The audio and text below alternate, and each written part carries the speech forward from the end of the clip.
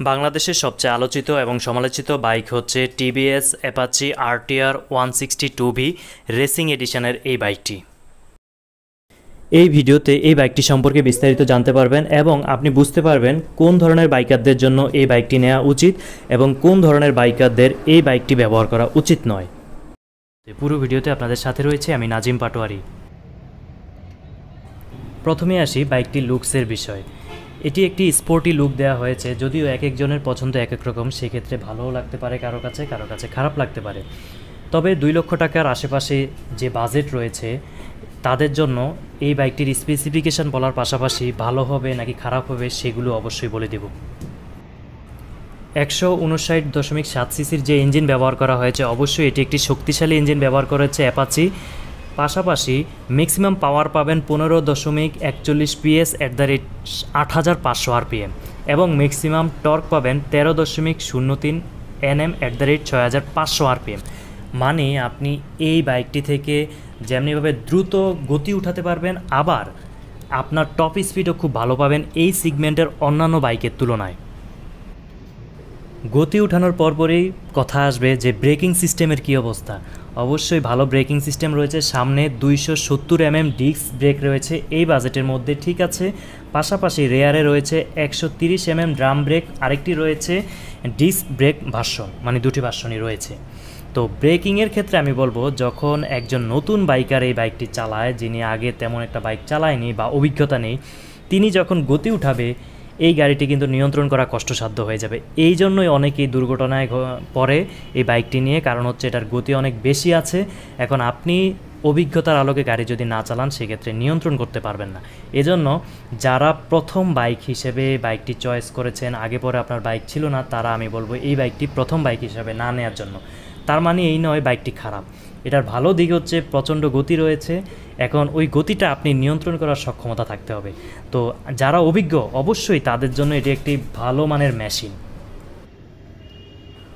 Officially TVS যদিও বলে 120 kilometre top speed, কিন্তু মাঠ পর্যায়ে অনেকেই 130, 35, 37 পর্যন্ত গতি তোলার বিষয়ে আমরা জানতে পেরেছি।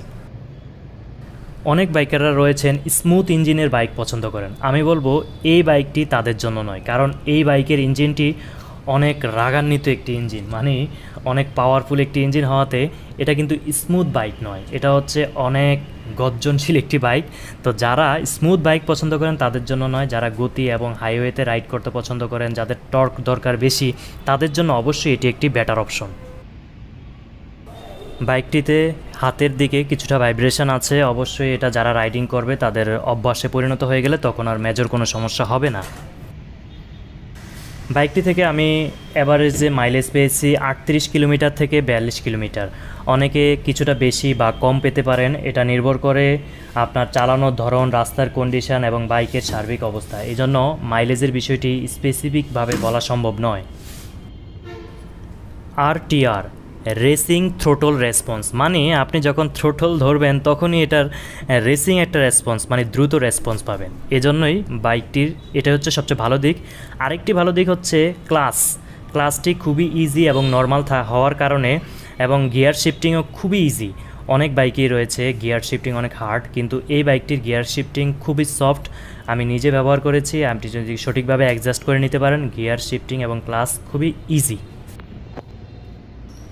এই বাইকটিতে 5 স্পিড গিয়ার ব্যবহার করা হয়েছে, এর মধ্যে আপনার একটি সামনে এবং 4টি পেছনে। এই বাইকটির নতুন একটি ভার্সন এসেছে ABS, মানে single channel ABS dual disk. এই বাইকটি যারা ব্যবহার করবেন তারা সবচেয়ে বেশি সুবিধা পাবেন, স্পেয়ার পার্টস অ্যাভেলেবেল। সারা দেশে যে কোনো জায়গায় স্পেয়ার পার্টস অ্যাভেলেবেল এবং রিজনেবল প্রাইসেই পাবেন, যেহেতু এই বাইকটি রাস্তায় বেশি চলে এবং যে কোনো মেকানিক সহজেই এই বাইকটির যে কোনো কাজ করতে পারে। এটি একটি ভালো দিক। প্রিয় ভিউয়ার্স, যারা এখনও আমাদের ইউটিউব চ্যানেলটি সাবস্ক্রাইব করেননি, অনুগ্রহ করে সাবস্ক্রাইব করুন এবং ফেসবুক পেজ ফলো করুন। এবং যারা অ্যাপাচি RTR নিতে চাচ্ছে তাদের জন্য যাতে সুবিধা হয় তাই ভিডিওটি শেয়ার করে রাখতে পারেন। যারা বর্তমানে এই বাইকটি কেনার কথা ভাবছেন তারা অবশ্যই নতুন সিঙ্গেল চ্যানেল ABS ভার্সনটি নেবেন। এই বাইকটির সামনের চাকায় 90/90 টিউবলেস টায়ার ব্যবহার করা হয়েছে এবং পেছনের চাকায় আগে 110 সেকশনের টায়ার থাকলেও বর্তমানে মোটা চাকা 120 সেকশনের মোটা টায়ার লাগানো হয়েছে এবং বর্তমানে যে ভার্সনটি দেখতে পাচ্ছেন এটি কিন্তু ইঞ্জিন রিফাইন করা, মানে কিছুটা ইঞ্জিন স্মুথ করার চেষ্টা করেছে টিভিএস।